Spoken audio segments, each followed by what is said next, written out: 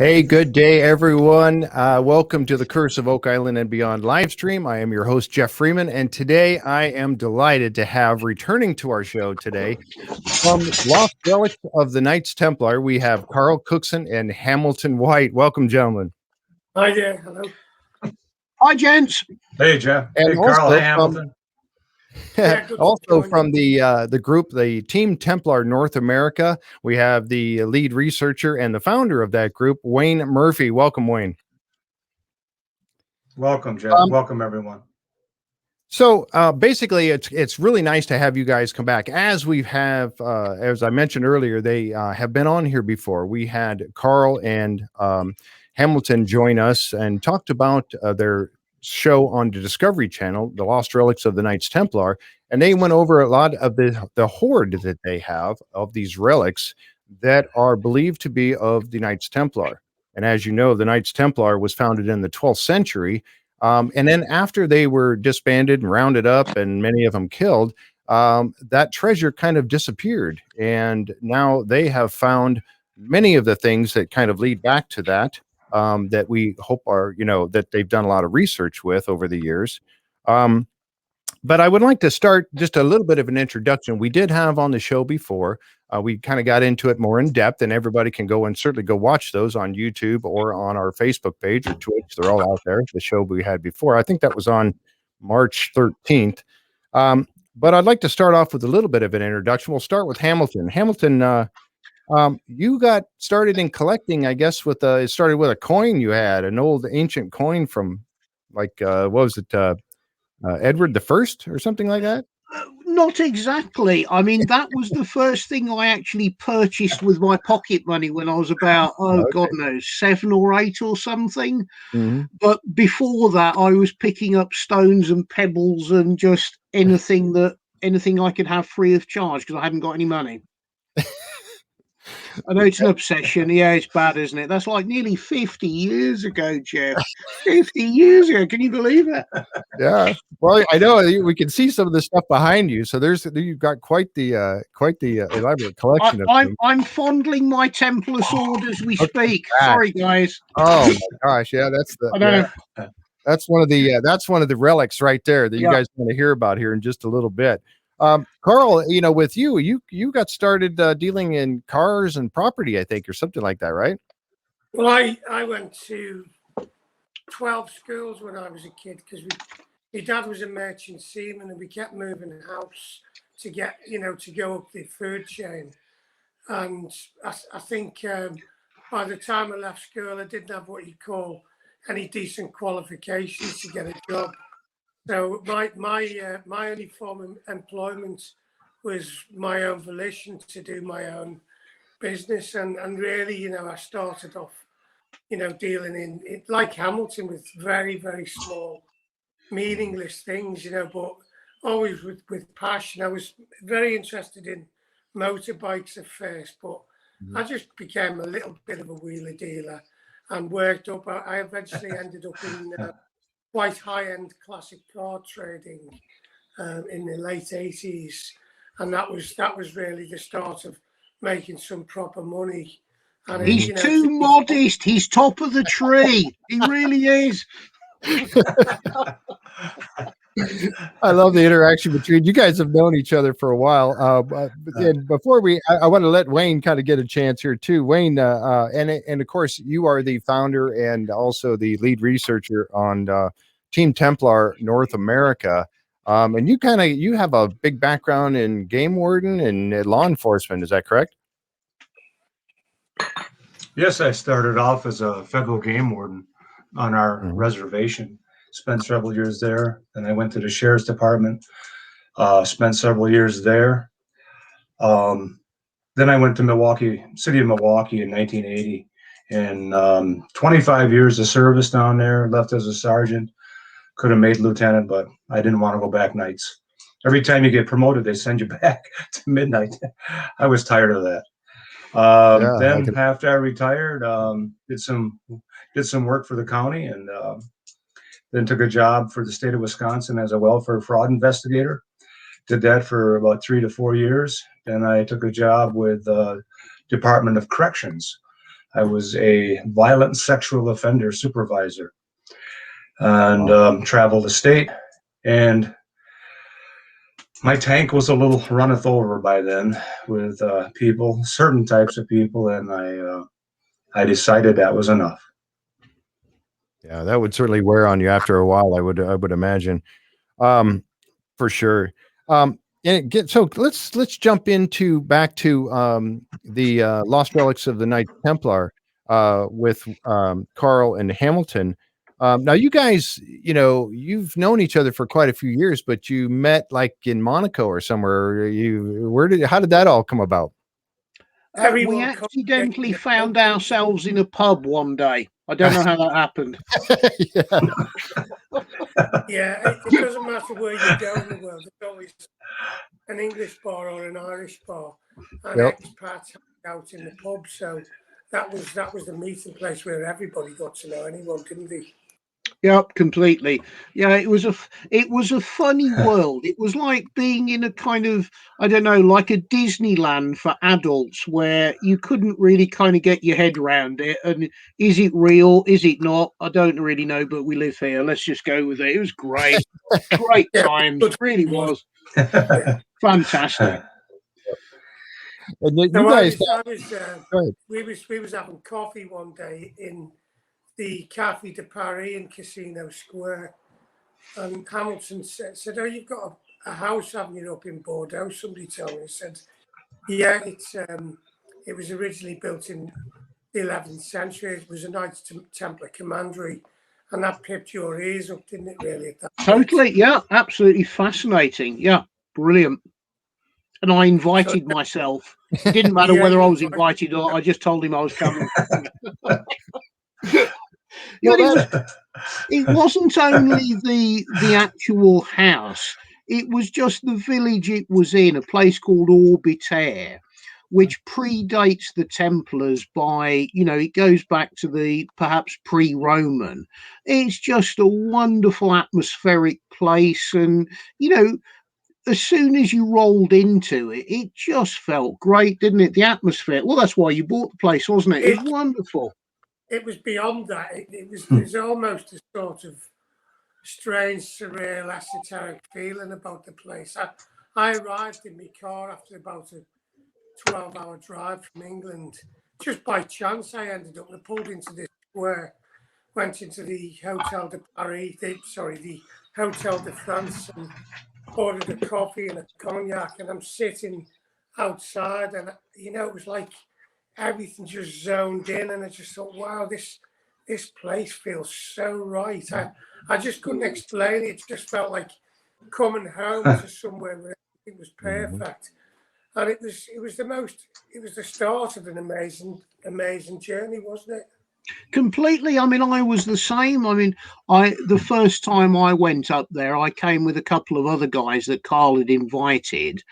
And it was, I mean, you just rolled in and walked around the place, and it was just, you felt at home immediately, the atmosphere, just everything about it. It was like just going back in time, wasn't it? I mean, it's laid back. Oh, superb, fabulous place. Absolutely glorious. Loved it. Yeah. So we started talk. That really was the moment, really, when we started exploring the Templars together as That's what I was going to shared- ask next. Yeah. Yeah. So that's where the whole now, did you guys have a little bit of an interest in the Knights Templar prior to this that kind of this fed into it, or how did that come about? Well, I think Hamilton certainly did. I've always been interested in medieval history and times, but it was a long time since I'd actually immersed myself back into that window of history, and Hamilton sort of started talking, and I was like his apprentice in many ways, asking questions, and he had all the answers. So it was great. It was like having a professor on professor on hand. Pre Google and Siri days. Yeah, that's it, because this is going back quite a few years before the whole Templar Horde thing actually started to happen. And it was just, well, Carl owned the house, and like, whoa, this is something I've been looking at for 20 odd years. And it was just like living a bit of history. And we met some other people in the village who seemed very tuned into ancient history. And people started telling us about the tunnels that were going under the town. And Yeah. there was wasn't there one of the rooms or something in your place that had a blocked up entry? Is that right? Do I remember right? On the lower ground floor, I was told this by the previous owner that there was originally a tunnel that went from there under the road, out the house, under the road, and down to the former old chateau, which is actually above this famous historic site called the Église Monolith, and it's actually a cathedral carved out of stone in the rock, and the actual altar is actually hewn out of the rock in situ. So the house originally had that tunnel there, but in World War II, it was occupied by the Gestapo. Oh, wow. As they did in a lot of places in France, and apparently they blew the tunnels up because they didn't want resistance. Obviously, waiting for a fine opportunity to put some explosions underneath and do what was necessary. So the house has had some serious events around it. Originally, it was a Knights Templar commandery. Then it became a monastery, then a convent, and latterly, in a sort of ecclesiastical world, it was known as Le Logis des Cordeliers. And I didn't know what this meant, but it turns out the Cordeliers were the ones who made the cord, the rope that wraps around the waist of the monks' habits. Okay. And I said, well, okay. And he said, yeah, but you know why they wrapped the cord around the waist of the monks' habits? I said, no. He said, it's to separate the brain with what goes on below the cord line. I found that fascinating. So then the house was, it'd been all sorts. It had been a boys' school. It was Valeria Stang, Giscard d'Estaing had stayed there. One of Napoleon's marshals had stayed there. So it was quite an eminent place. When I bought it, it was a little bit tired, wasn't it? And I kind of spent 6-7 years, putting it in nice order. And we had a great time, doing it.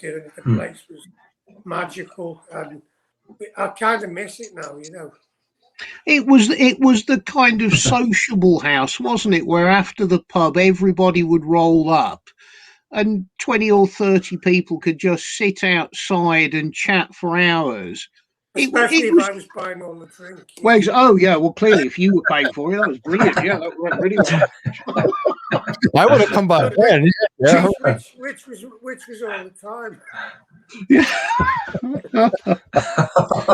That's not true. I bought you a pizza, you ungrateful oaf. Oh, see. But guess what? You can get some good wine for small money there, and I had the money to do it at the time, so it was a real privilege and a pleasure to be able to do that and have that lifestyle. It seems wild now, but it was an amazing experience. Yeah. You ended up with all 7 bottles of my Mouton Rothschild. Yeah, swapped. I hadn't. I bought a. Have you heard of the Citroen 2CV? It's called a De Chevaux in France, and it's this little French car. It's almost like a VW Beetle in style. So I was in the bar down in the town one night, and this guy said, "Oh, I've got a De Chevaux for sale." So I said, "Oh, I'll have it." So I bought it, and I left it there. And in the morning, I went to pick it up. I started it up, and it virtually wouldn't go up the hill. It was that feeble. So I parked it. I got it home, and I parked it. And he come down one trip, and he said, "Oh, I like that." He said, "Would you have the swap?" I said, "What have you got?" He goes, "I've got some Chateau Mouton Rothschild." I said, "Terrible idea." He said, 8 bottles. I said, "Yeah, I'll have a deal." I think I'm on top now, aren't I, on value? He only ended up with 7 because I drank one of them. Okay. But I've still actually got them. still got those bottles of wine. Oh God! And I never got the Citron. As far as I know, it's still in France, isn't it? I've never seen it since. God knows what happened to it. Well, you didn't come up for it, and eventually, I think somebody went to sell the house. They had to move it, and you know what happens in France. I do. Tell me about it. I'll share the wine with you one day. Don't worry, you'll get Cool. your interest back. Yeah. Honestly, that's how we function. I mean, it probably doesn't make any sense, but it's just like, oh, whatever. I don't know. I can't be bothered to try and sort it out. My head hurts. Oh, that's a hilarious story. That's great. I love watching that. You never know what we're gonna get. You know, this is great. I love this background stuff. This is fantastic. Well, that's great. I mean, what we try and do, Jeff, we try and put across the impression that we're serious professionals and we know what we're doing, not a pair of wasters. Well, you got your television persona, and then you got your real life, right? So That's I it, yeah. understand that. Yeah. Well, actually, the television isn't a persona; it is us. We're not acting or doing anything. It's just that it's probably a bit more controlled. You know, the output. Right. But we try to be as normal as we are as normal as we are here. It's just when you put a narrator's voice over it and you've got fancy music blasting out the background, it sounds like, you know, this magical world, but it's me and him having to do a job, and it's good. We've had some good fun doing it, haven't we? I don't know. I'm not in series 2. They've edited me out. Oh, yeah. Stop it. But yeah, I mean, at the end of the day, it's like, oh, you know what? We'll just go down the pub and sort it out down there. We can have some absolutely tremendous rows occasionally, but then it's like, you know what? Let's go and have a pint. Yeah, I'll be all right. Don't worry about it. Yeah, the pub sorts it out, doesn't it? Yeah, it all sorts it out. Yeah. So what we're hoping to do is kind of transport ourselves America, and we're going to corrupt Wayne. That's what we're going to do next. Good luck with that. You've never been to Wisconsin, then. He's already there. No, Right? I haven't. Well, this Wisconsin will make professionals out of you. Okay, in cool. In a short time. Yeah. I've heard some of the stories. I think Gretchen actually told us a little story about being with Wayne in Wisconsin, and we'll get to that on another show. But Have yet. Yeah, I'm looking forward to that challenge. You put the gauntlet down now, Wayne. You're really going to have to live up to it. Oh, that sounds great. Yeah. I'll have a stool reserved for both of you at our local bar. Fabulous. Yeah, we're up for that. There's already a $1 bill on the wall that says TTNA and Lost Relics. Cool. In this bar. So you guys we got you pegged already. Yeah, they're already there. That's all right. The beer is cold and the music's loud and the people don't care. Yeah. Well, I'm going to say the other thing, $1. We're on a pay rise. Brilliant. Yeah. That's very good. It's all good. Yeah. So well, all right. So let's we'll try to reel it in a little bit here. Yeah, but anyway, this is awesome. This is great. This is exactly what I like. Is just to have a conversation, you know, here with us, and then let everybody kind of enjoy and watch. So season 1, folks, season 1 on the Discovery Channel Go here in the United States. If you haven't seen season 1, there's 5 episodes, and it basically talks about Carl and Hamilton's collection of this, the hoard that they call it, the hoard of relics that they are working towards proving that they are in fact from the lost treasure of the Knights Templar. That's the book. Look, a lovely chalice. How about that? Yes. Beautiful. And if you watch, you really need, if you haven't seen those 5 episodes, you really need to watch them because they're really, really good. And like I said, it's on Discovery Channel Go, but you get an idea of what they have and the work that they've gone behind trying to get them investigated, get them looked at. find out how they were made. Like that obsidian chalice to me is fascinating because, you know, when I watched the show and the gentleman was talking about how somebody had to do the pecking, I guess he called it, to create this chalice, I'm thinking, how much time could it have possibly taken this person to make that? And one little mistake, and oh, now it's broken. Well, let me get another chunk out here and start all over again. I mean, that's crazy. So Yeah, you have, well, the thing is about it, the Templars obviously chose obsidian because it was such a very rare material, and also because it was so difficult to fashion. If they were successful in creating something, which they were, to create that chalice, then you've got a really powerful piece that people are going to look up to, you know. So it's I can understand why they took the effort. They would have had the finest craftspeople to make it. And yeah, I think Jonty said he reckoned it was about 7,000 man hours to do it. Yeah, that's incredible, absolutely Wow. incredible, and that's a no, wonderful piece. it's a fabulous piece. I mean, you know, I'm used to handling sort of ancient things, but I mean, really, that is just, oh, it's fabulous. I mean, Yeah. just to pick it up and hold it. I mean, Carl, you've held it, haven't you? You know it. Oh God, what a burst! It Fabulous. really is. It's you don't want to put it down once you've picked it up. It's absolutely fantastic. No, It's that's the ergonomically perfect. yeah, that's the strange thing with this stuff. You know, a lot of things you pick them up and put them down, but these things are so tactile. You pick it up, you put it down, you want to hold it, don't you? Turn it right. It's very odd. It's not like most things that you've had through your hands. It really is something that, you know, when you got it, you don't want to put them down. It's very odd, really hard to Yeah, explain. and also, I mean, the very fact that we've got the privilege to do that. They're not behind a big sheet of plate armor glass. You know, we can pick them up and put them next to a cup of tea. Yeah. And Yeah. like this item here. Oh, see there, right there. He has that sitting on his desk. Can you imagine? Come on. And that you know, I've got that, and I've got a cup of tea. Look at that. I could put some wine in it, but I mean, how fantastic is that you can actually have that on your desk with your cup of tea, looking at it, and it's, I would be scared to death. Yeah. It's fantastic. I would. Yeah.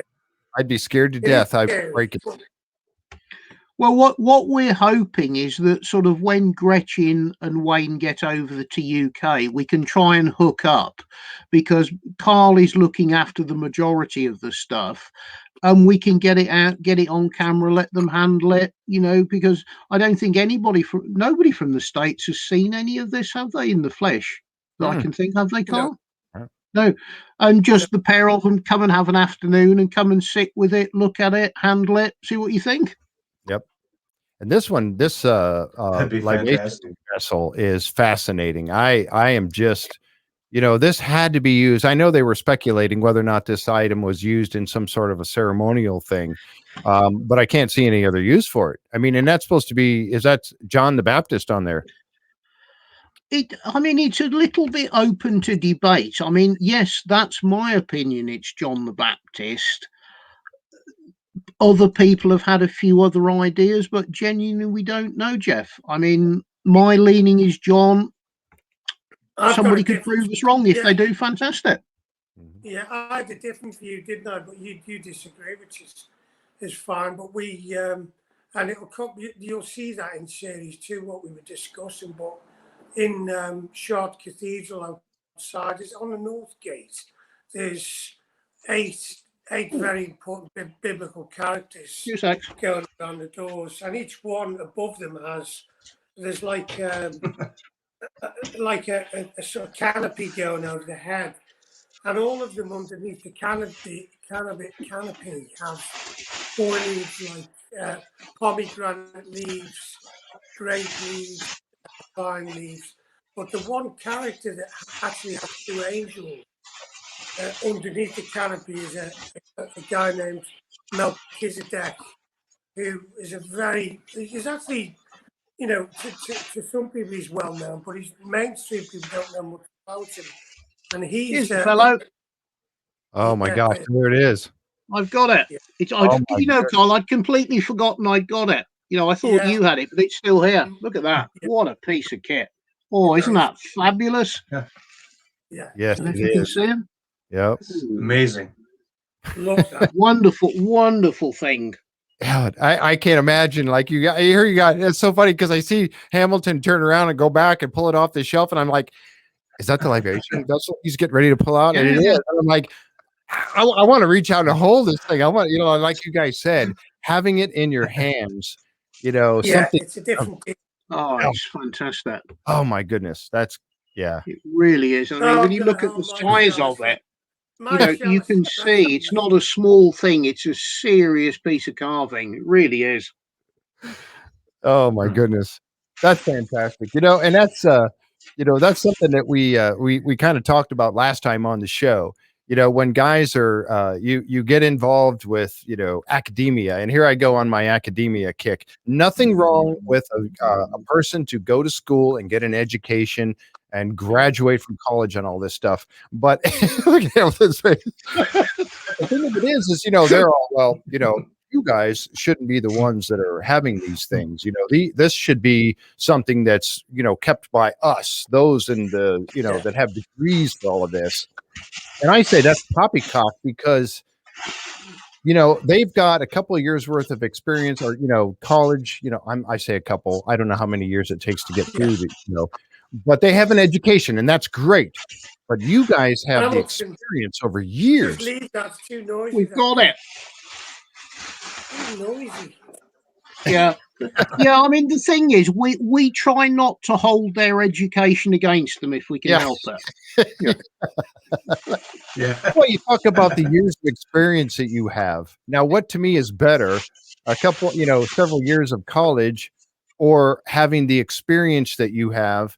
You know, if I had a question about a particular relic, who am I going to go to? I'm going to go to one of you two for this, for an answer. Handle it. Yeah. You know, When you've handled the stuff and you've found it and you've researched it yourself and you've paid for it with your own money, it's a totally different ball game to somebody who has read something in a book 5 years ago. Totally different ball game altogether. Yep, absolutely. So, folks, if you haven't, I tell you what, they've shown us some of the relics that they have right here, and I did not expect these things to come out on the show today. But man, that's fantastic. But I'm going to step over to Wayne just for a minute. Wayne, again, as you are the founder of Team Templar North America, tell us a little bit about you know, what's going on over there. You spent, I think if I remember correctly, you had originally stumbled across to some oddities in the woods like some 40 years ago or something, wasn't it like that? Yeah, it was. I have to have a disclaimer though. As far as lead investigator, I'm kind of the apprentice. Gretchen and Sean, they're trying to take me to school on this and bring me up to speed. I always tell Gretchen, I says, I find things, you write about them. I said, that's good enough for me, you know. So 40 years ago, I was hunting back in the deep forest and I come across this cave. I thought it was a cave. I had no clue. I thought, man, this is really interesting. Foot of snow. I'm supposed to be hunting deer, you know. I just got off of work in the police department, crazy shootings and holdups and robberies. And I just want to get back to the woods to settle down. Oh my gosh. Then I come across this large rock and like an idiot, I says, I have to go see what's inside of this or get down. It was about 25 feet tall. So I made my way around through the snow and the side of it and everything and come to a side entrance. And I could see on the east side, there was just like a triangle entrance, probably where through time and nature, the entrance started to collapse. I guess to a normal person, that would have been a sign, don't go in there because this thing could fall on you. Well, 8th grade was pretty good to me. You know, 4 years I spent there. I didn't learn a whole lot. So I decided to go in and look around. And once I got inside, it was, I couldn't believe it. This shouldn't have been there. So Knew absolutely nothing about the Knights Templar. Absolutely nothing at that point. Then I'd have to fast forward to about 2017 when I came across a certain symbol on a rock. Took a picture of it, reached out to quite a few people, and only one, Gretchen Cornwall. She was writing a lot of books about the Templars, a great historian, knew a lot about them. She responded back and says, "Is that what I think it is?" I says, "I don't know. You tell me." And 2 years later, she was on the Mohican Reservation. She was able to see the rock, touch it, go inside the tomb. And here we are today.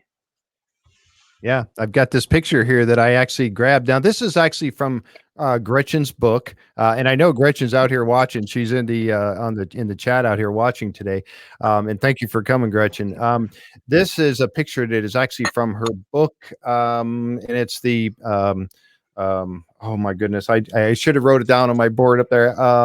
It's the I forgot the name of the book. Oh, Gretchen, tell me what the name of it is. Put it up on the chat here real quick, if you would, please. But I grabbed this picture out of there because it shows when Wayne had invited you to come out to the site and get a look at these things for yourself. So I wanted to throw that up there, but go ahead, Wayne, you can continue on. I'm sorry. And I'm going to, as soon as Gretchen puts it up here, I'll give the name of the book. I forgot. I'm sorry. Gretchen sent me the book, and it's hardcover, and it's just amazing. It's really beautiful. Gretchen is used to being in a big city and things like that. So when we're going through the woods, and it's a mile and a half back in the woods, it's just by truck. And I told her when we get out, she says, well, what's the gun for? I says, well, when you're out here, you're not exactly alone, I always carry my 40 cal. I always say I save 14 for whatever's attacking us and one for me, just in case it goes bad. But so yeah, I could imagine the it was look on quite her an face when you experience told her that too. you need well, protection I from also, what? yeah, she was like looking at me. She says, "You do what?" I says, "Yeah, the last one's for me if I miss, So we'll be good." So I told her, I said, "This is where I hide the keys in the truck." I said, "If I get hurt or something, you can find your way back. Just hit the GPS. Just say go home. Get a hold of one of my brothers. He'll find my body somewhere, and we'll be good." And she's I like, can imagine the look "Oh on her my face God, when you're telling her these things. Oh my gosh. Is this stuff wait, real? And I said, "Yeah." wait. Yeah. What's the score in Michigan with dogmen? With dogmen? Dogmen. Oh man, you're there's a lot of stories about that. You caught me off guard there. Do we need to worry, or are we okay? No, you'll be good. You'll be good. Okay, I'll see that you're well preserved before you get there. cool. Good man. Sorry, it was something I'd been looking up. I couldn't resist it, Wayne. I had to. That's good. That's good. It's the Wolverines out there that you really have to watch. Oh yeah, because they'll come up behind you and eat the back of your shoes off, and then you can't run. Ah. Honestly, if something ate I'm my just shoes, kidding. it would die. That would be the end of that animal right there. That'd be a game stopper, yes. Yeah, exactly. That's his defense right there. My shoes. Yeah. Oh wait, she gave me the name. Throw of a shoe, run the other way. It was the Templar Quest to North America, a photo journal. That's the name of the book. It's a Templar Quest to North America, a photo journal. Thank you, Gretchen, for popping that up there. And she did put a link for that book there on. Hi, Gretchen, if you're listening, say hi, Carl. Hi, Gretchen. Yep, she's out there. She's watching. Cool. All right, good. So I'm sorry about that. I had to cut in real quick and give you that. So yeah, so you found these things in the woods, and then later on, it wasn't until many years later that you actually went back to try to investigate further, and that's when you enlisted the help of, I'm going to say professionals, by bringing Gretchen out onto the scene and having a look at this, Yes. and her getting her eye, and her experience with the Knights Templar, looking at this. So that's great, and that's exactly what everything needs to evolve to, because when you are finding something, it's okay for us, and like I'm going to say for myself, an uneducated person, to find something like this. Now you got to bring in the experts, and that's what you've done. The Is thing started of it was, yeah. For me, it was trying to bring into someone, I hate to say it in this way, was to help me disprove it. As an investigator, you work backwards with every crime. Crime happens, you work backwards, you work forward, and then you work side to side wherever it may take you. But for 3 years, I tried to disprove this. This shouldn't be here, and how could it be here, and all of those things. So I started reaching out to people like Gretchen, and to try to get some advice. How should I proceed? What should I be looking for? What not should I be looking for? I don't want to go chasing down the rabbit hole. And one thing led to another.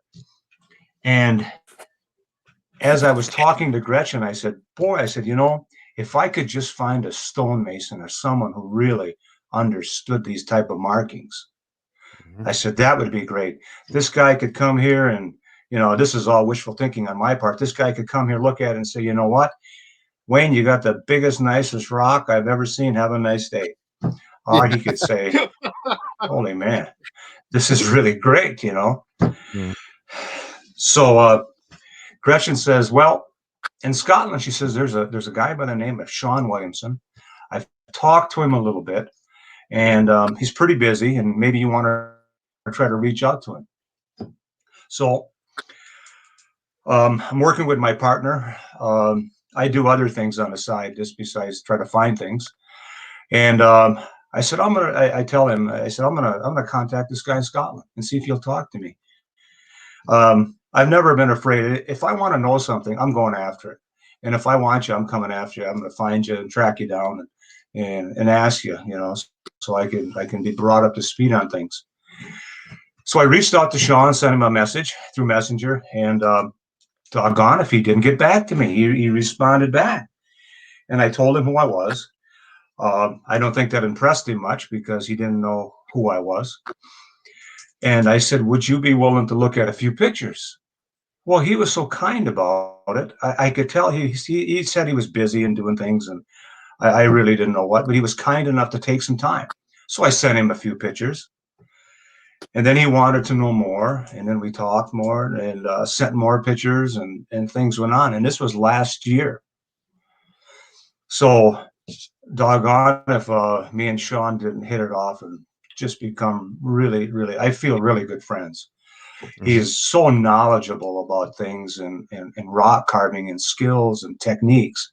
I said, Sean, can I ask you a question? I said, I'm putting together a team to look at something I found. And would you be interested? And through further discussion, I found out that Sean had worked with some other people way prior to Carl and Hamilton, and apparently wasn't treated very well or very professional.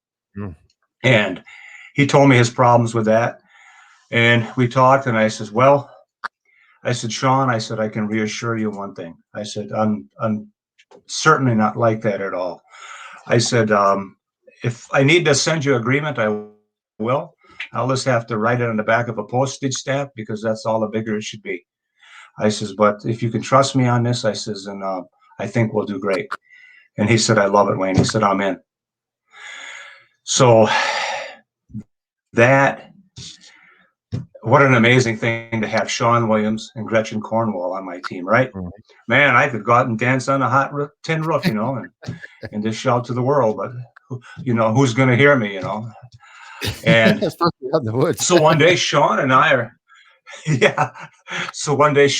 messaging back and forth, and he says, Wayne, he says, I just got a request from Carl Cookson in Hamilton White. I says, really? I says, you going on their show? Yeah. He says, they want me to look at some stuff for them. I says, man, Sean, that's a home run. I'm so glad that somebody from Team Templar could be there. And it wasn't just, for Team Templar. It was for Sean, too. He's such a great guy. And he says, what do you think? Should I mention Team Templar? And I says, Sean, I says, this is your gig. I says, I don't want you to do anything to compromise that. You go there and do your good job, and we'll play it by ear. And that's really interesting too, because that's leads us right into what I wanted to bring up next, was talking about now, as I mentioned, folks, that Carl and Hamilton have season 1 has been out for quite a while now of their show, with 5 episodes of the Lost Relics of the Knights Templar. And they just finished, wrapped up the filming and everything for season 2. So season 2 will be coming out. We've done 4 out of 5 episodes. We've still got 1 to go. So you're still traveling around the country, having a good time looking at stuff. And no, we're stuck at home. We can't do anything at the moment. That's why it's dragging on, sadly. Oh, okay. So season 2 is in the works. And will be coming out. Hopefully, we'll get to see that, maybe in the fall, I guess, when they do that. We don't know how these things go. Takes a while to put them all together. But in the midst of that filming for season 2, that's when Carl and Hamilton were introduced to Sean Williamson. Now, and I'm going to just say real quick that Sean was on, we had 2 episodes with Team Templar North America. Those 2 episodes, I have been asked to take them down for temporarily. And we'll get to why in just a little bit. I will tell you why. So if you go out you look for them on YouTube or Facebook, you won't find them, because I've been asked to take them down, and I did. Like I said, we'll get to that in just a minute. But them meeting with Sean, who was on the show with us, and this guy is a fabulous sculptor. His work over there, he rubs elbows with royalty over in the UK, with the Sinclairs. I think it wasn't it the Sinclairs that So I mean, and his work is just fabulous. But who better to bring onto the scene as another expert looking at the stones and whatnot that Wayne has found? What better person to bring on than Sean Williamson? Now, with the Carl and Hamilton working with him, and bringing his expertise into their show for season 2, then Wayne just described how that meeting came about and how it got mentioned. I'm gonna give this back over to you guys to talk about things going now from the future of that. Well, just let me. I'm gonna interrupt, if I may. When this was all happening with Sean and Carlton and Hamilton, Sean would message me during the night. Yeah, we're talking and we're sitting around having a good time and looking at these things. And he says, we were drinking some bottles of wine, and doggone it if Team Templar didn't come up in conversation. And I says, is that right? And I told Sean, I said, you know what? I says, that's fantastic. I said, these guys are the real deal. You got Carl Cookson and Hamilton White. These guys don't talk about finding things. They found these things. They have them in their possessions. They can pick them up. They can touch them. They know about it. And just kind of out of the blue, I says, wouldn't it be great if we could somehow if I could talk to those guys, just to let them look and tell me that I'm not crazy and I may have something. And boy, I tell you, I don't think it was more than 3 or 4 days. And all of a sudden, Carl and Hamilton and Sean and myself were in a meeting. That's awesome.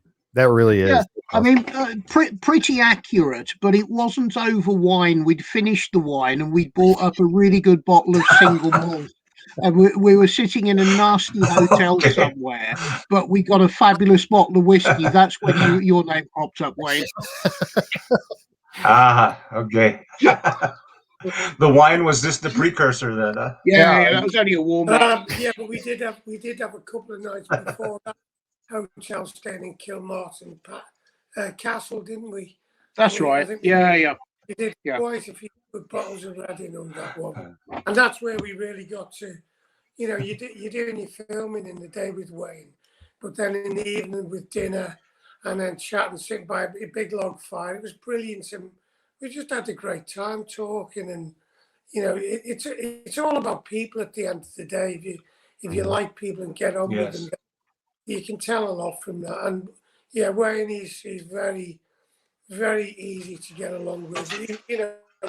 We shared a lot of synergies between us, so it was a very nice experience. Yeah, it just felt right, didn't it? Yeah. Yeah, it just felt cool. It Yes, felt it really, did. really like the right direction to go. Yeah. Yeah. So tell us a little bit And about what's and happening. for me, Yeah, and go ahead. for Go ahead. Continue. well, for me, it was, I don't have this depth of experience. I got Gretchen, I got Sean, and now Carl and Hamilton come on, and this just brings all of this to such a level of. It's kind of like the dream team of the Templars here, Team Templar and Lost Relics, and such an unbelievable thing to have that happen in my life at this time. Yeah, Well, I mean, go on, Hamilton. No, go for it. Go on. No, Well, I think what it was the way it was described to us. Because, I mean, bear in mind, people have been talking about, pre-Columbian contact with America forever. There are so many stories. It's been going on and on for years. And it's also muddled up. There are so many ideas and arguments that, I mean, it's very clear that there certainly is contact with the American continent before Columbus, but it's all very muddled up. But what Wayne was actually bringing to the table was something completely fresh that hadn't been sullied by so many different ideas or preconceptions. And the fact that it had been handled correctly over the last sort of 30 or 40 years, suddenly you've actually got something to deal with that really is like a serious thing that you can start with a clean plate and just really sort of get down to the grassroots, and you can do a proper job on it without having preconceived ideas from other people or experts, shall we say. You're starting on a clean slate, and that's exactly what you want. And I mean, it wasn't that much longer afterwards that Wayne sent a few pictures through to us, and it's like, you know what, I think that's really good. That is fabulous. I don't know what it is. I can't tell you what it is at the moment, but God, that looks interesting. but we want to get involved. That's how interested Yeah. we are. Mhm. In reality, since we've been doing this, we've had a lot of people propose many different, potential discoveries, and firstly, you just wouldn't have the time to do any of them anyway because we're so busy. But when we sort of spoke with Wayne and Sean and Gretchen, it kind of just felt right. The project, it felt like it's something that we've got to do. So we then mentioned it to Dominic, who's the director of Lost Relics, and we're actually now, in the process of developing the show for this Wisconsin project, and it's going to be absolutely amazing. It really is. I mean, well, Yes. we literally can't wait to dig in, and find out what's there, because it's just got the most mind-blowing potential. It really has. Definitely. Yes. Yeah, definitely does. Yeah. And I mean, the advantage we've got is because we've got sort of 10 years of European research behind us. you've already got the knowledge there of referring to symbolism and styles of construction and materials. You're not starting from scratch. You've got something to compare it to, and it's like, well, hang on a minute, we've seen that style across in Portugal, we've seen that kind of construction in various places. You know, it doesn't make sense. That can't be in America. It's totally unnatural. Right. Right. Yeah, and that's really something too that you know, and it's to me it's miraculous that you guys all came together and how these you know, Wayne and I have talked about this before. Coincidences are kind of one of those things that I don't really believe in. I believe that things happen for a reason. And for you know, for Wayne to be working with Gretchen and then Sean and then you guys getting together and working with Sean, I mean, how does that happen? How does that connect like that? And then they talk about Team Templar and bringing this all together, and now you're working on doing a show, a Yeah. pilot. I mean, that's just how does It's that like happen? There's that much potential with it. From our point, you know, we're absolutely fascinated and curious about what is there, what we've seen, and without giving anything away, because one of the problems we've got is if we sort of you know, lay everything on the table now, you know, we want the impact of the show to really excite people. But from what we've seen, it's amazing. It really it's is. really good. Yeah. Yeah. Really interesting. And seeing this, and this is the type of quality that Carl and Hamilton bring to the table. Not only do they have this archaeological background and knowledge, they also understand how to help bring this process forward in such a way where it's going to be successful. I mean, how could you ask for a better pair to come in and to help solve this mystery? And that's what it is. It's a mystery, and then to have Gretchen and Sean. I mean, it's the dream team. It's what can I say? I wish it was 5 o'clock. We'd be having a cold beer right now. Join the club. Yeah. Yeah. I mean, I think we've got a chance, you see, because, you know, so many stones like you think the Kensington Rune Stone or Westford Knight, it's very difficult now to be objective about these things because there's so many things already been said about them. But you can start completely afresh here and go with a slightly different angle rather than just deciding this is a Templar construction, that's it, we've decided. It's go through it in a slightly more analytical way. Is, well, okay, let's look at it. Can it be Native American? Is it possible to be Viking? Can it be Inuit? Can it be later? Is it fur trapper era? And go through the whole process in a slightly different way. And rather than just sort of bang your fist and say, well, this is what we've decided it is, let's look at all the different permutations of it and run it across. And maybe you don't have a conclusion, you leave the whole thing open, but at least you can put something on the table that is genuinely factual evidence, which other people aren't doing. And that's something that Right. I mentioned too, that you guys had done very well in your show in the first season 1 of Lost Relics.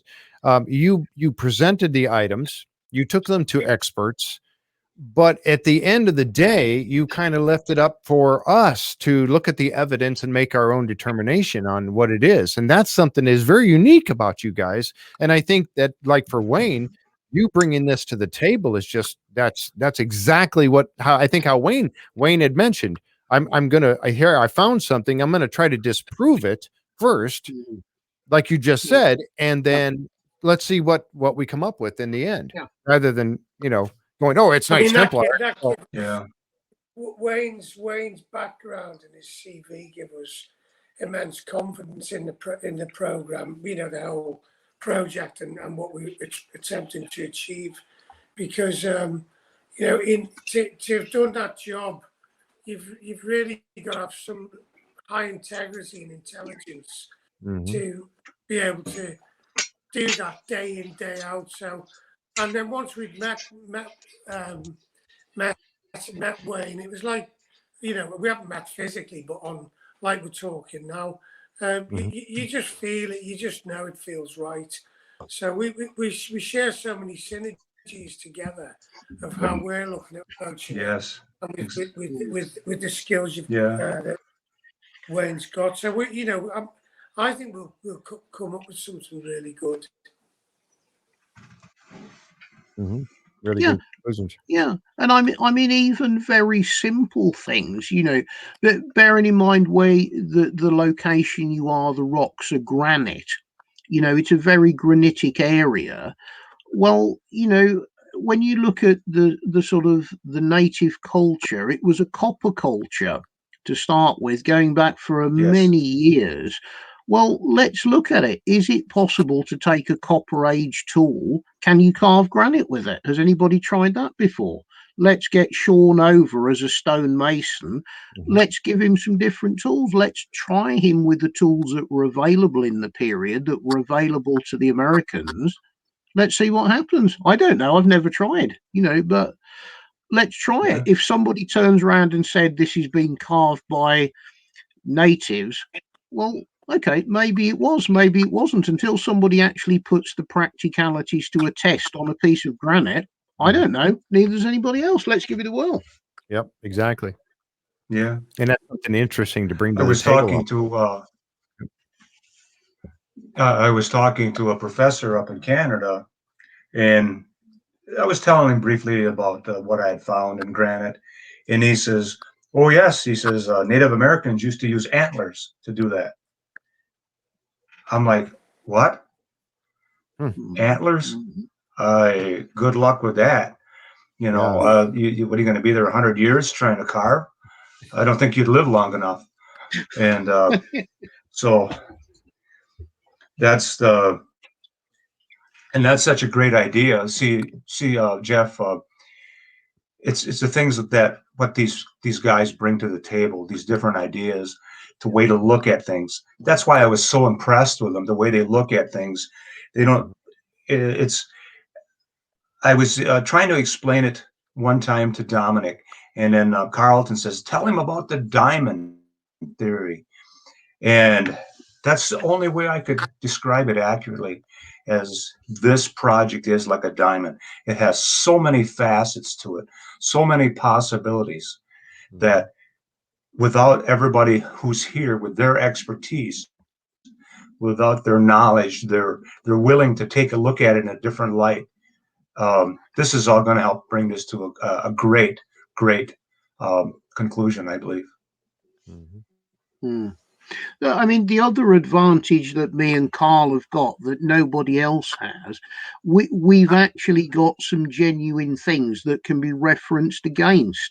You know, I mean, when you look at pieces out of the Templar Horde, you've got a whole selection of stonework. I mean, obviously the chalices are the most important, but the sort of architectural stonework as well, of sort of limestones and granites and all sorts of things. Now, if you just bear with me a sec, I've got a bad back, so give me a minute. Give me a sec, because it's heavy. You know, Yeah, I mean, some of the items we've got are actually called I mean, the Robert. I don't know how well you can see that. Oh, I have to put it down. It's too heavy. It's hurting my back. But, you know what? Just as an example, you know that's a piece, a granite carving from right on the sort of Portuguese Spanish border, possibly pre-Templar. It might be 11th, it might be 12th century. But where it can kind of get interesting is when you look at a similar piece of stone, and bearing in mind the sort of weather and the sort of climate in that part of the Iberian Peninsula, during the winter it's quite extreme, is to be able to do things like comparing the natural wear of something that's obviously been outside for 800 years compared to something that's been inside a cave. to be able to compare how granite wears compared to a limestone. You Right. know, all of these things we can actually measure against proven original items, which nobody else is able to do because nobody's got anything. Everything else is just a theory or a chatter. We can bring some things to the Yeah. table that are, you know, they're tangible items we can do some research against. Hmm. Yep. And that brings me back to that whole thing of the academia. I mean, you guys have the experience in this. And I know that, watch it. That was Oh, pretty sorry, heavy to the be back holding. hurts a bit. Oh, But I've you had a guys bad back bring for that. 3 weeks. Oh, Don't well, worry. you might have to, if you can, if you got any whiskey there, that might help, take a shot or two. No? Yeah. My decanter's empty. It's already Uh-oh. gone. All right. Sorry. Oh, terrible. I finished it last night. Oh, there you go. There. Carl's got it. Oh, it's not very good. It's 120 miles away. Oh, man. He's just tempting you, Hamilton. Yeah, He's teasing you. Dreadful, man. Yeah. No, I mean, it's the things that we're. Oh. All I got is water. Oh, this is not, is it? Stop. But it's very good because it's all very well, all of the academics rattling on about their degrees and the theses they've written, yeah. but nobody can bring to the table comparable pieces or pieces to do scientific study against. We can put it on the table. It's there. It physically exists. And I think we're probably the only people that can actually Yes. do it, aren't we? I mean, I've never met anybody else who can do it. Nope. Well, That's exactly probably do the curator of some of the big museums, but nobody can get stuff outside of them. No, that's the problem. And this is a unique thing that we are so lucky to have such a tactile relationship with the items that we've got. We don't have to wear white cotton gloves to pick them up. We don't have to go behind a big security system. We can touch them, and when you're touching items, you get so much more information out of them than just looking at them. It's like the difference between looking at an item in a book or a book, as some people say, and actually then going even to a museum and walking around it. The two are totally different. But then when you get the chance to actually hold something, feel the weight, the texture, that's giving you information that you cannot get just by looking at images, it's like this item here. It's got this sort of octagonal knuckle on the stem. And you try to find different ways to hold it. You think, if you did that, what's the best way of doing it? There's so many different things you can you can ask questions actually, and then try and find the answers of the questions you create. It's with all the items we've got the chalices and the main items, but it's the corroborative items we've got to support the chalices. We've got some limestone sections with polychrome images of chalice worship. So you've got an image of a chalice, and you've got like either side of it two monks venerating the chalice. So we can look at that. We can look at our chalices, the profiles of them, and just pick out so much. Mm-hmm. And apart from that, it's also because we've spent so much time going around some of these places in, not only Portugal, France, Spain, the Holy Land, and looking at the carvings and the symbolism that we've seen in various places. That I know we haven't been to Michigan yet, but as and when we can see exactly what Wayne has got. I mean, I think was it a fish you mentioned on one of the carvings, Wayne? Yes.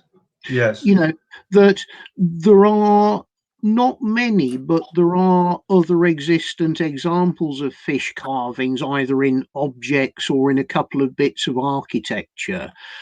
And the forms of crosses, to be able to go and cross-reference them with the nearest examples that we can find. Take Sean, when Sean has actually seen the crosses over in Michigan, to let him, with a stonemason's point of view and eye of how you would make something, take him to the relevant places and look at it. There are different ways of carving. Some carvings were done with chisels. When you go back a little bit earlier to the Viking era, you weren't using a chisel, you were using a hammer with a sharpened point, and you were tapping it out rather than chiseling it out. And all of these things, I probably wouldn't be able to work them out, but somebody like Sean, who is a manufacturer in stone, he would be able to tell us the difference, even if it's only 100 years either way, because he understands how this stuff is made. Once we can actually see what Wayne has got and go and tie it up with other things in other parts of the world, perhaps we've got a better idea of how to put a time frame together for these things. Right. You're exactly Yeah. right. Yep. And that's what I was saying about putting that team together. You guys are putting this team together of experts. And what better person to have out there to look at if you got stonework, what better person to have out there than a stonemason who's as good as he is? I mean, that's, you're bringing the experts to bear. Something that you said, Hamilton, the other day when we were talking, and I wanted to say it again tonight because this illustrates, what we have here. And it's so fascinating. You said ordinary people who found extraordinary things. And I wrote that down because that is so interesting about you guys. And everybody we see you on TV, so we're like, oh my gosh, these guys are stars, and you are in your own right. You're renowned now, but you're ordinary people that you've found extraordinary things. And that's like Wayne is an ordinary guy who has found something potentially very extraordinary. Definitely. And now it's time to bring this out. Yeah, I just love that I statement. think without a shadow of a doubt, and the same with Sean in his former employee with the Sinclair family. I mean, that's an incredible connection, and the fact that he's got access to archives that have never been seen before. So between the team and with what Gretchen knows, the prospects are so exciting and open really for so much discovery. I think we'll just go from strength to strength on it when we actually get out on site. I think the problem is we won't want to stop digging.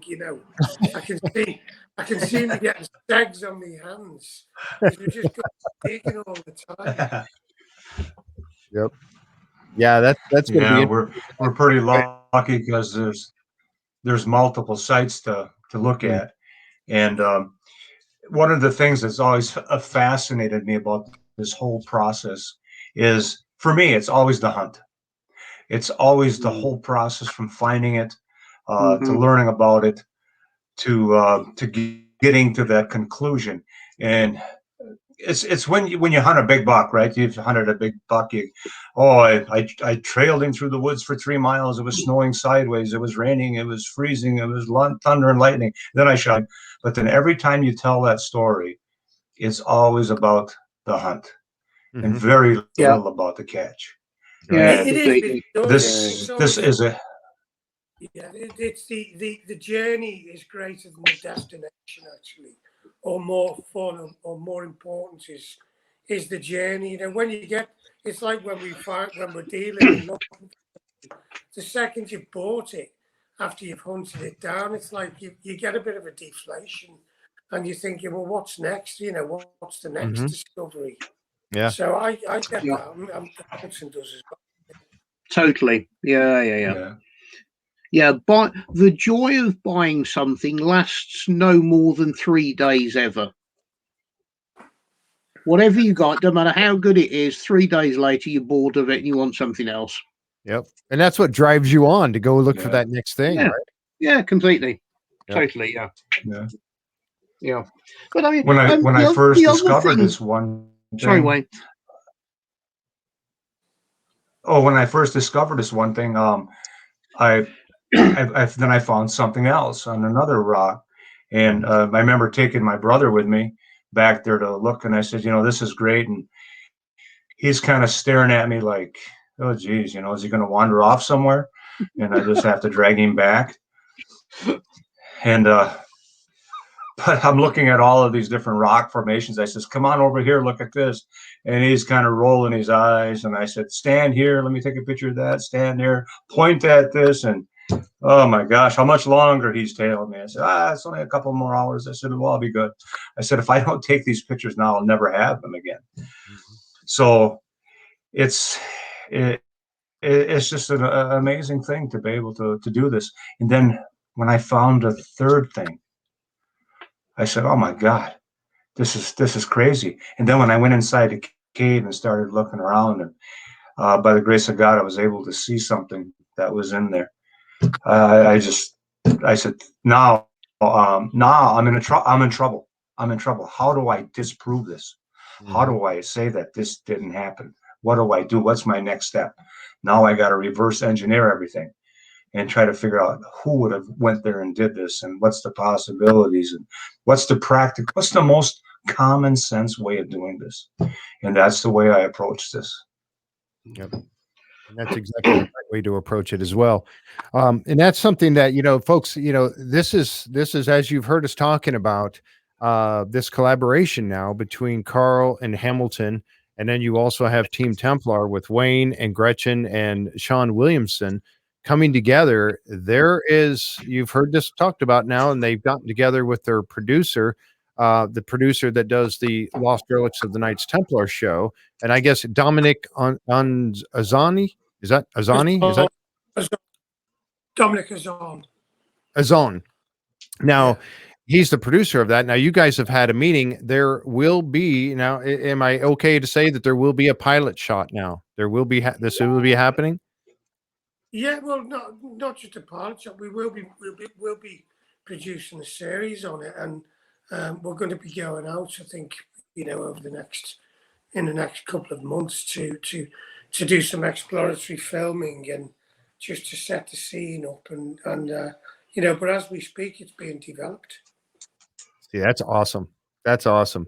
And I know Wayne has got to be thinking, you got to be on pins and needles right now, and so excited about this thing, that there's something that you've found, and now you're bringing this team together to actually get it researched. Now it's all part of that journey that you talked about before.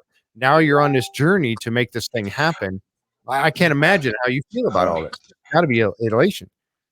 Well, I wish it was elation. It's more like terrification.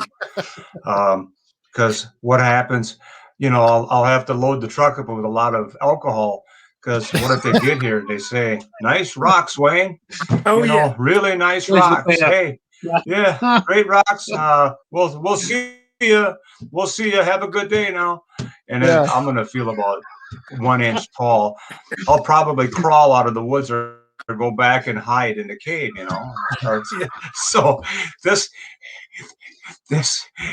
is a difficult journey for me, it really is. And I've talked to my wife about it. I talked to Gretchen about it. I says, man, there's some nights I don't sleep. I said, oh my God, this has got to be, why did these guys want to see this? This is so amazing. And she says, just go ahead and believe it. She says, it's got to be true. Otherwise they wouldn't be interested. Right. Yeah, definitely. 100%. Yeah, 100%. That's correct. Yeah, we love it. It's going to be good. It's going to be so exciting, actually, to put it together. I think it's the first proper chance to really actually maybe to put some concrete evidence on the table that the same sort of thing that we've been on with the Horde, that lots of rumours have been going on for hundreds of years, but there's never been any actual evidence. And I think it's almost a very similar situation, that if you can eliminate all the things that it definitely isn't, what is it? Mm-hmm. Exactly right. That's our theory on it. And, it just looks like a great project all round, the timing seems to have dropped right. I mean, hopefully America will find it interesting as a program to watch. I mean, there are so many, the Oak Islands, the Confederate gold, and all of the other things that are going on over there. Hopefully there's a market for the viewer who actually wants to see something in America. Yep. You know, there ought to be. I mean, we just hope there is. Yep. Well, And I think Yeah. that's something that's been brought to the table, because of the Knights Templar. I think that that's something that fascinates a lot of people. But over the years, we didn't have a lot of information about it. Yeah. Now we're starting to get that information is coming in. And I think that, myself, I'm one of them. I'm on board with I want to know more. I want to get more of this stuff and watching your show about finally finding some, what I believe is our relics of the Knights Templar. It's all bringing it to life now. And It's I think, very real, isn't it? Yeah. yep, I'm sorry, Carl, you were going to say Yes. something there and I cut you off. Well, I was just, it's a funny thing for me to be involved in this as much as it is for Hamilton. That we've been doing this journey with the Templars in Europe, and we've always had, as Hamilton said, looked at the rumours of them going across the Atlantic, and it just seems natural for us to follow that route. Yeah. We know they left La Rochelle to go to Portugal and Rosslyn, Scotland. It's virtually inconceivable that they wouldn't want to venture further forward with the knowledge that they've got. A lot of it comes back from Viking seafaring knowledge that the Templars adopted through the Normans, and it all links together. So, for us to get over there, get stuck in on the story, it could be the most fantastic thing we've ever found. Mhm. Really good. Yep. Yeah, and like I said, there's a lot of us that believe that the Templars did make it over here. And then, and then I had another little picture that I believe this was in Gretchen's book, and I'll show it just briefly here. It was about showing a route, and I don't know if you guys are familiar with Alessandra Naduvari, who lives up in Nova Scotia. She lives on what we believe is the New Ross Castle or New Ross Foundation up there. That she's been on the show a couple of times and done some research in that area. And she had a very interesting take about how the Knights Templar could have made their way down through the St. Lawrence Seaway. And I have a picture here. Now, this was in Gretchen's book, I believe, that I grabbed, and it kind of shows a possible route.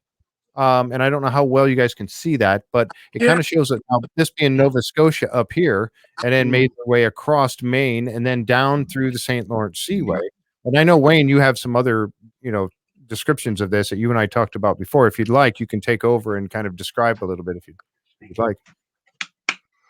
Well, when Gretchen first got here, we obviously thought about different theories. I listened to just about everything she had to say because she's so knowledgeable.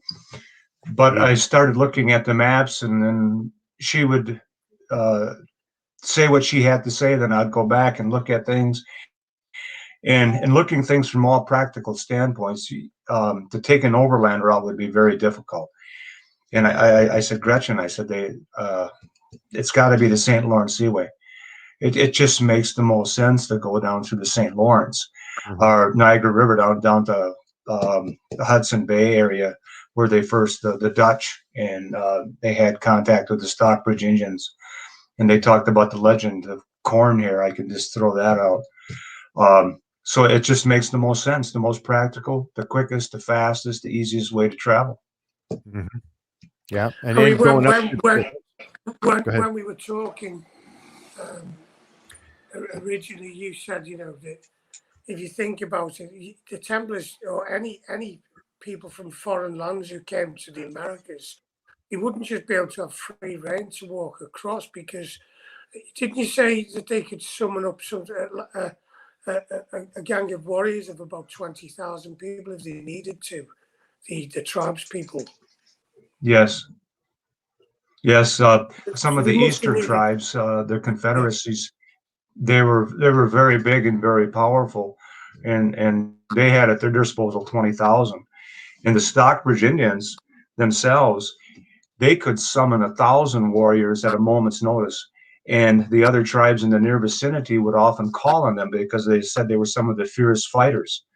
So when some of the other tribes got in trouble with neighboring tribes for whatever reason, sometimes they would call upon each other as allies to say, "We need your help."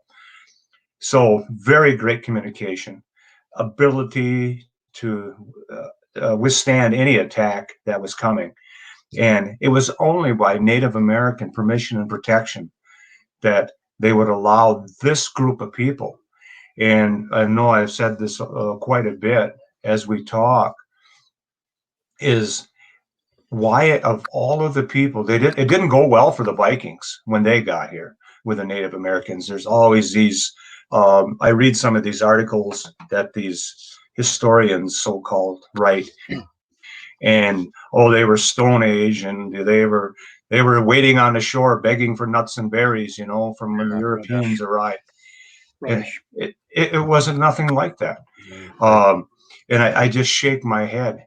And now we have a chance to not only to tell it from the Native American point of view how they saw things. Captain Henry Apamet, when he wrote the Thomas Jefferson, he fought with Washington in the Revolutionary War, and he said, when our forefathers were on what you call New York and Delaware, he said, when you first came, we looked upon you as little children. You were weak. We took you into our bosom and gave you land. That's just how powerful they were. Yeah. I mean, the thing I was thinking about as well is, why would the Templars have been able to work with them? Well, the Templars were business people. They understood trade and barter and currency, and they were diplomats. They understood the language of diplomacy. So they would have been far more savvy than the Vikings would. The Vikings were plunder, pillage, rape, and all the rest of it. Whereas the Templars, they were bankers. They were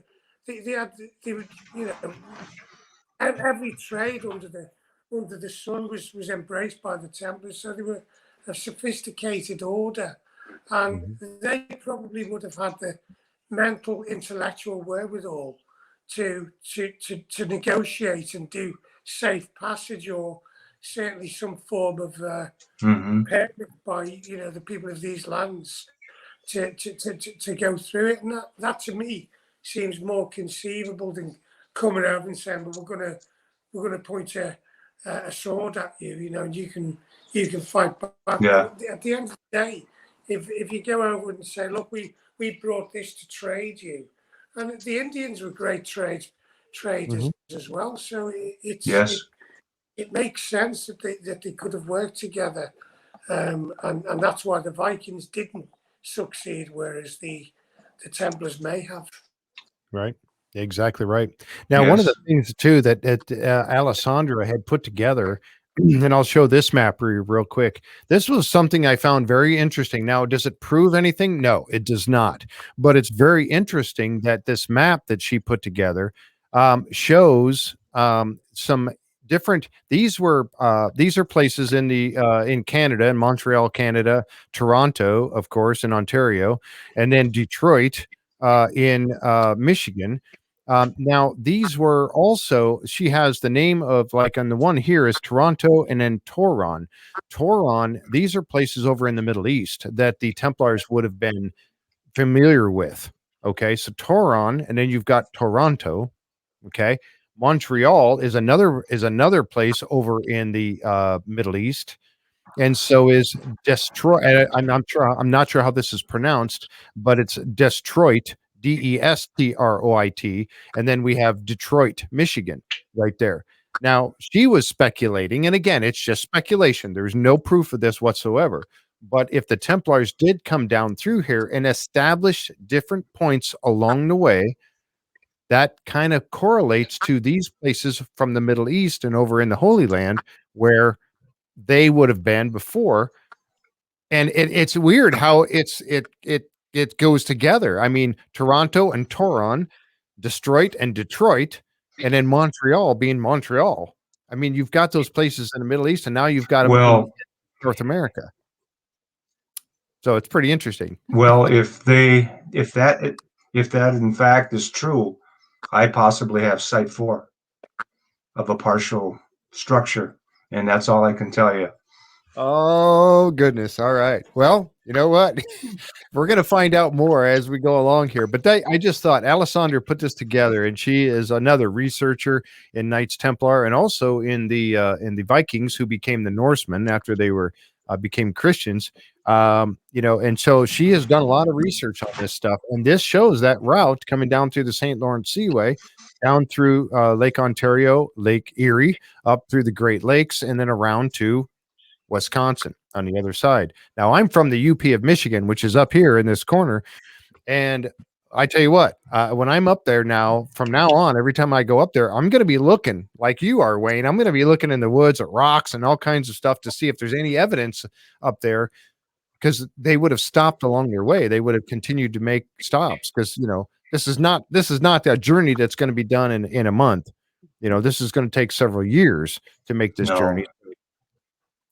I'm going to be looking for my own evidence, and you'll be the first person that I know. Well, you let me know when you're up there, and then I will come up there and meet you, because a friend of mine, we were talking one day about this, and he says, I found some really unusual things in Michigan when I was a kid, and he's 67 years old. He says, I can take you back and show you some of these mines. He says, we used to go in and play with them. We didn't know what the stuff was.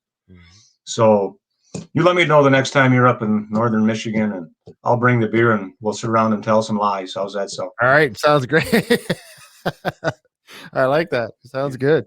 Well, I mean, this is an angle that me and Dominic had already talked about, the sort of the whole Montreal thing, because the French have got an entirely different set of, I don't know if you'd call them legends or their own bits of history, that the fishermen from Brittany were going out to the northern cod banks totally independently of the Vikings. I mean, more or less the same period, but totally independent. And there are many kind of theories about how Montreal was founded, and that how, when you got up to the 18th century, in one of the treaties between the British and the French, where various territories were ceded, and the French were given Montreal, and they shrugged their shoulders and said, we've been here for 500 years already, you can't give it to us. So, I mean, when you start looking at the French angle and some of the French stories, it ties up exactly with what you've just said, the St. Lawrence River heading to the west. I mean, although it's a totally different topic, it absolutely blends in. It's the same era, it's the same route. So, I mean, that's something we'd probably want to sort of take a look at anyway, and I mean, I don't know, Wayne, you would probably know better than me. There have been other stones and marker stones found in and around the St. Lawrence Seaway over the years that seem to have some very unusual markings on them for something in that area. Yes, there have been several things found. Some amateur archaeologists in Michigan, northern Michigan, they come across what they believe were Templar carvings. I heard about this story and started doing some research on it, and because they were working for a university, they took it back and turned it over to the university, never to be seen from again. Right. But I was able to track down some side stories where they mentioned what they had found, and it's all coming to fruition. It's all tying in to the Wisconsin side, I believe. Yeah. I mean, maybe Montreal is a place to investigate a little bit further. Absolutely. Yeah. And Alessandra, I just seen if she popped up here. She's actually watching right now. So, but she's another one, a good one to maybe talk to about all this. And she's very familiar. Her and Gretchen are friends. So they communicate quite a bit as well. So, but yes, fascinating stuff. And again, it's speculation. We don't have any proof of it just yet. But boy, I mean, it's one of those things that it has to be looked into, like Hamilton, like you just said. It's something that needs to be looked at to see, and try to disprove if there's any connection there, if there's any relation to it whatsoever. It has to be looked at. You can't just dismiss it, I don't think, anyway. No, certainly not. So it's got to prove something. we're going to find, we're going to get to a destination with it. You know, we can't prove where that's going, but something's going to come out concrete. Yeah. Exactly. Yeah. Well, gentlemen, I tell you what, unless we have any like further things to mention, folks, we are going to be probably going to be having another follow-up to this particular show here at some point during the month of May. We're going to do, or in June, we're going to do when we have a little bit more information about what's going on with the series that they're going to be starting. And I tell you what, I am fascinated by this. I am so happy for Wayne, for him to be able to take this a little further now, much further now, and for you guys, Carl and Hamilton, for you guys to come on board and help them with this. Your expertise in this is just going to help bring this to a whole nother level. And I tell you, I'm and Wayne has actually invited me to come out and check Good. and come out and meet you guys in person. I would love to. That's fascinating. Absolutely. I'm really on board with that. I cannot wait, honestly. Was there anything more that you wanted to say before we wrap things up? We've been about an hour and a half, and I thought it's about time to, I know that I'd just like to thank you for inviting us on it. We did a show with you, didn't we, a couple of months ago, and it was really interesting. And it's a pleasure and a privilege to speak to you again, Jeff. I'm certainly honored to have you guys come on. I really am, all three of you. I really am. It's been an honor, and I know on the next one that we'll probably have Sean and probably Gretchen, or maybe one of the. As we go along, we'll figure that out as we happen, as we make arrangements for all of this in the future. But and again, more fascinating people to hear their side of all this. But again, I thank you guys so much for coming on and giving us this information. And hopefully now we are going to begin with this to build some interest for what is happening in Wisconsin. And I tell you, guys, I can't thank you enough. Cool. Thank you, Jeff. And I really appreciate you. I really appreciate you, Carl and Hamilton, to lend your helping hand and guide us along. Thank you. Cool. No problem. We just need to be able to travel and get on an airplane. Then we're rock and roll. Then we're away. Yep, absolutely. Yeah. That's the other thing. Cool. Great stuff. You'll have to see if he can bring one of those. I was going to say, Carl's going to have to see if he can bring one of those bottles of the 7. Are there 7 left, or are some of them gone now? You have to see if you can bring one with you. Chatting with on Rothschild. Yeah, I think you've got 7, haven't you? 7.